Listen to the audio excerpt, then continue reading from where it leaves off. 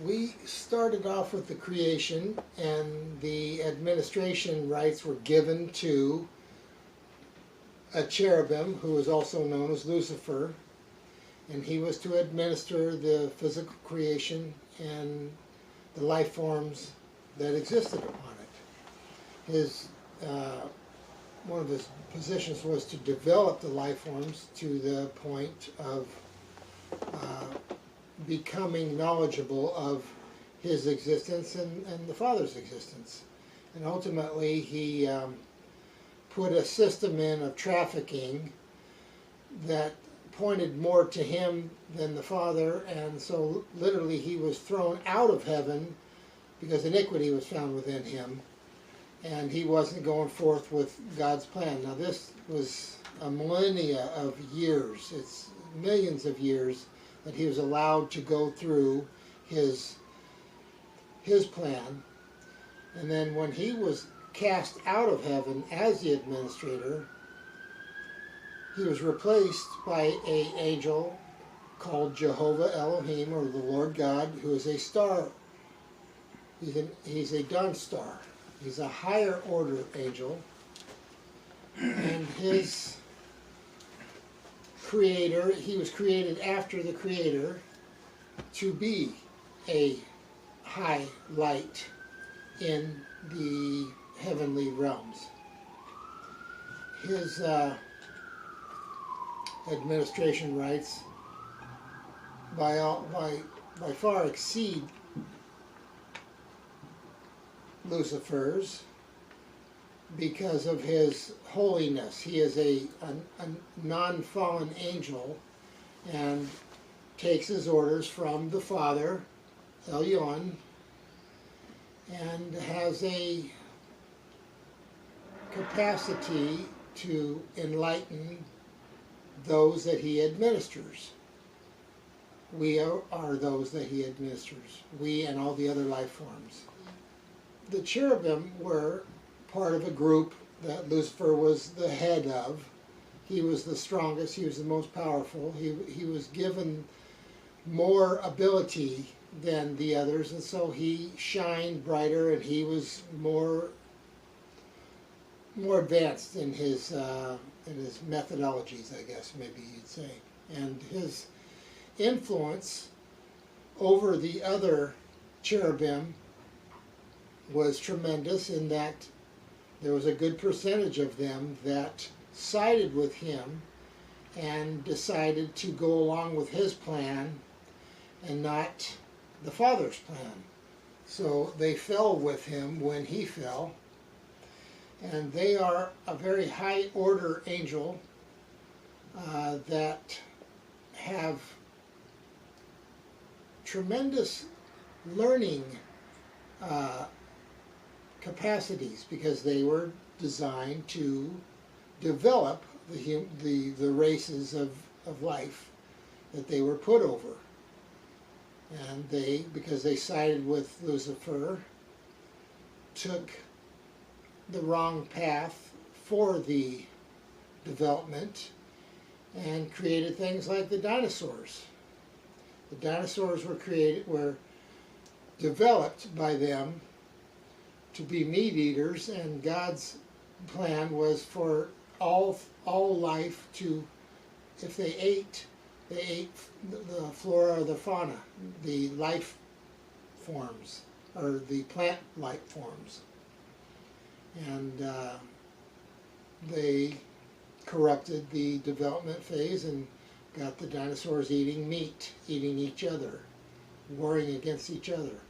About the cherubim, they were created spiritually by the Father, by Jesus, but they were corrupted through the influence of Lucifer and his arm, his cherubim that sided with him. The thing of it is their realms, their realms that they live in aren't similar to the realms that the humans live in. They're vastly different, and I don't have the knowledge of their realms to exploit or to share with you about.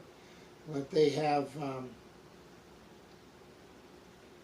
vast beyond the imagination, the types of realms that they lived in. Okay. The Father's name is transferable to those that he has deemed responsible or worthy or capable of handling the responsibility of carrying his name. So he will give his name to lesser beings, and then they too can also give their name to lesser beings that they choose from.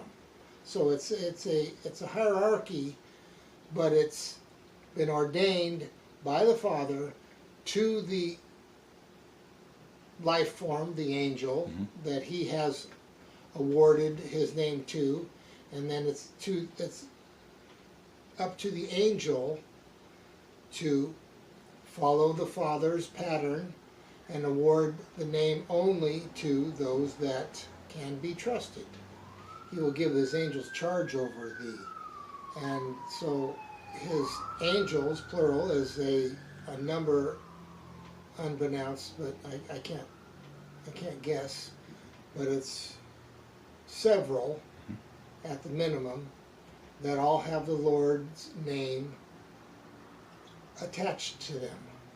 That gives them the rights and the power necessary to accomplish their duties. To illustrate that point, let's look at Psalms 91, verse 11. For he shall give his angels charge over thee, to keep thee in all thy ways. This is the Son, this is Christ, giving the angels charge over us, to keep us, to watch us. So every one of us has angels watching over us. And so, as angels are given tasks, and they're being called the Lord, they are the Lord God, given. In verse 1, it says, Now Moses kept the flock of Jethro, his father-in-law, the priest of Midian, and he led the flock to the backside of the desert, and came to the mountain of God, even to Horeb. And the angel of the Lord appeared unto him in a flame of fire out of the midst of a bush. And he looked, and behold, a bush burned with fire, and the bush was not consumed. And Moses said, I will now turn aside and see this great sight, why the bush is not burnt.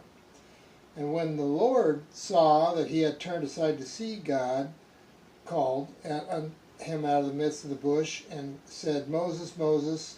And he said, Here am I. And he said, Draw not nigh hither, put off thy shoes from off thy feet, and the place there whereupon thou standest is holy ground.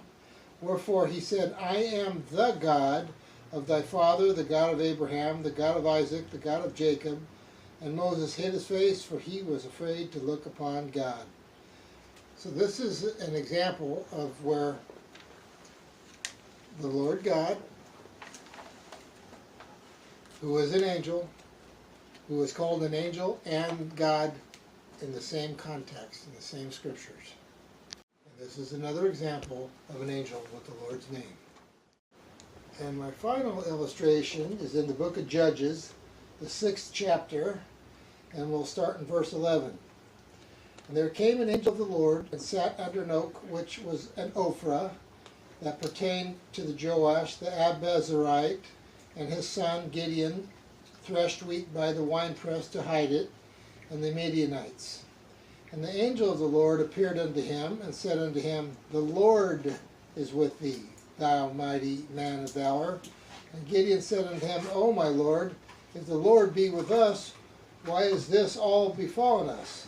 And where be all his miracles which our fathers told us of, saying, Did not the Lord bring us up from Egypt? But now the Lord hath forsaken us, and delivered us unto the hands of the Midianites. And the Lord looked upon him, and said, Go in this thy might, and thou shalt save Israel from the hand of the Midianites. Have not I sent thee?